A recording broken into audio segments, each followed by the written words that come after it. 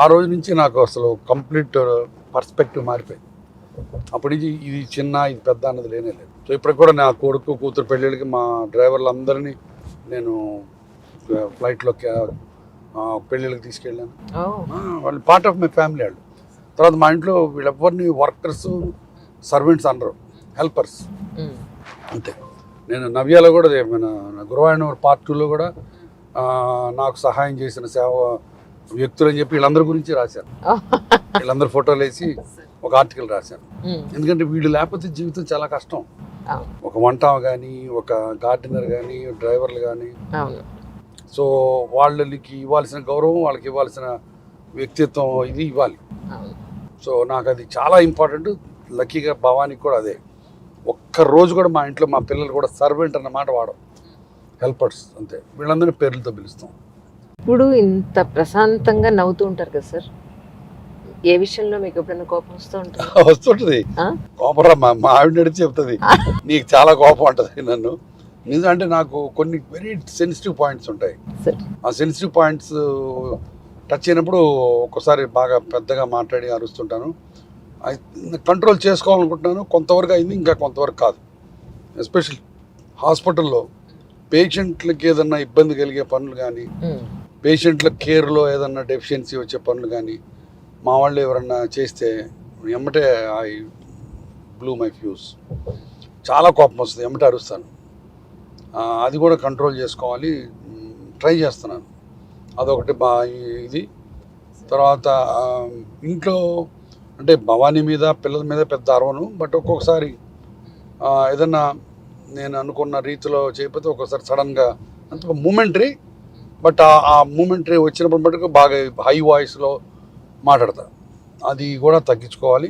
I think I should do it. Most of the times మీడియాలో వచ్చేది ఏంటంటే parents ఇద్దరూ వాళ్ళ ప్రొఫెషన్లో బిజీగా ఉన్నప్పుడు, పిల్లల్ని పట్టించుకోలేని పరిస్థితులు ఉన్నప్పుడు వాళ్ళు మన చేయి దాటిపోతారు అనేది పాయింట్ ఒకటి ఉంది. కానీ మీ విషయంలో చూస్తే పిల్లలు చాలా చక్కగా అద్భుతంగా చాలా మంచి పిల్లలు రావడం అదృష్టం మా గొప్పతనం కంటే. బట్ డెఫినెట్గా మేము కూడా చాలా టైం తీసుకొని స్పెండ్ చేస్తాం. ఇప్పుడు భవానీ అయితే ఇప్పుడు మన వాళ్ళు వచ్చిన తర్వాత మధ్యాహ్నం 2:30 వరకే వర్క్ చేస్తుంది. మా ఆఫ్టర్నూన్ అసలు పని చేయట్లా. సో 2 కల్లా వర్క్ చేసేసుకుంటుంది. వస్తూ మనవాళ్ళు పికప్ చేసుకుంటుంది. తర్వాత వాళ్ళతో స్పెండ్ చేస్తే సాయంత్రం వాళ్ళ భోజనాలు తనే పెడుతుంది. సో అసలు స్పెండ్ టైం. సో అట్లానే నాకు కూడా ఇంక ఇప్పుడు నాకు హాస్పిటల్ అప్పుడప్పుడు ఏదన్నా ఈ రవీంద్ర భారతిలో సంగీత సాంస్కృతిక కార్యక్రమాలు తప్ప ఇంక నేను వేరే ఫ్రెండ్స్తో వెళ్ళి పబ్బుల్లోకి వెళ్ళి తాగి డ్యాన్సులు చేసి అసలు లేదు. పెళ్ళిళ్ళు తర్వాత పార్టీలు అంటే బర్త్డే పార్టీలు ఆ సోషలైజింగ్ ఉంది, కానీ ఫ్రెండ్స్తో వెళ్ళి కూర్చొని ఇంటికి డేట్గా అట్లా అసలు ఎప్పుడు లేదు. సో కాబట్టి నేను ఏవి కమిట్మెంట్లు అయితే డైరెక్ట్ సాయంత్రం 6-7 కల్లా ఇంటికి వెళ్ళిపోతాను. I spend time with the family. మీరు డాక్టరు, మ్యామ్ డాక్టరు, బాబు డాక్టరు, కూతురు డాక్టర్, అల్లుడు డాక్టర్. ఒక కోడలు ఒకతే అదే చెప్తా, ఫ్యామిలీ అందరిలో తెలివి కలదు కోడలు, అందుకని అది డాక్టర్ కాలేదని. మిగతా అందరు డాక్టర్లే. సో షీస్ హోమ్ మేకర్ అండి, లేకపోతే no she is the CEO of the one travel park company. One travel park అని ట్రావెల్ లాజిస్టిక్స్ ఉంది. ఎప్పుడో 7-8 years మా ఇంట్లో కోడలుగా వచ్చేటప్పటికే అది CEO.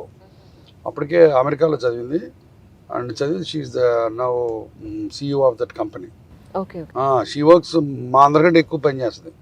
రాత్రి ఇంటికి వచ్చేసరికి అది 8:39 అవుతుంది. ఇప్పుడు జూన్లో మరి, ఎందుకంటే బోల్డ్ అంతా ట్రావెల్ ప్లాన్స్, హాలిడేస్ కదా, సో చాలా బిజీగా ఉంటుంది. మీ వరకు మీ లైఫ్ని సంపూర్ణమైన జీవితంగా మీరు పరిగణిస్తారా? అబ్బో, ఆ సంపూర్ణానికి ఇంకా నెక్స్ట్ వర్డ్ ఉంటుంది. దేవుణ్ణి ఎలా థ్యాంక్స్ చెప్పాలో నాకు తెలియదు.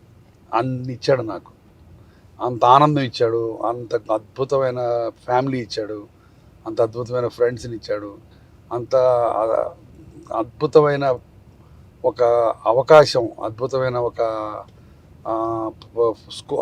ప్రివిలేజ్ పేషెంట్లకు సేవ చేయడానికి.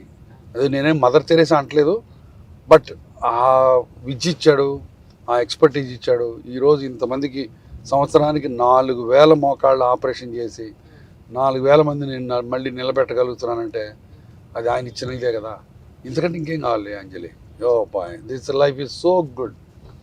ఐఎమ్ టెలింగ్ అది దేవుడిని ఎన్నిసార్లు థ్యాంక్స్ చెప్పినా తగ్గదు నాకు. యూట్యూబ్ లో ఈ మోకాళ్ళ సర్జరీ వాటి గురించి వీడియోలు ఏవో చూసాను సార్. ఏంటో చెక్క మొక్కను కొట్టినట్టు ఇలా పెట్టి టపా కొట్టేసి చెక్కను డ్రిల్ చేసినట్టు డ్రిల్లింగ్ చేసి నిజంగానా? నిజమే. నువ్వు ఇప్పుడు ఆపరేషన్ థియేటర్ చూస్తావు కదా, మేము చేసేది కార్పెంటరీ పని, మేమంతా కార్పెంటర్ని, డాక్టర్ అని చెప్పుకొని బతుకుతుంటాం కానీ మేము చేసేది కార్పెంటరీ అక్కడ. అంత కష్టమా sir? Bone born like hard Ivory లాగా ఉంటుంది కదా, సో సా ఉపయోగించాలా, హ్యామర్ ఉపయోగించాలా, అన్నీ హడావిడిగా ఉంటుంది లోపల, అంతా ఫుల్ సౌండ్స్. చాలా మంది పేషెంట్లు సార్ మాకు ఫుల్ అనస్థీషియా ఇవ్వండి, ఆ సౌండ్లు భరించలేకపోతారు. లోకల్ కాదు జనరల్ ఇచ్చేమని అడుగుతుంటారు. అడుగుతుంటారు. Oh my God, oh my God.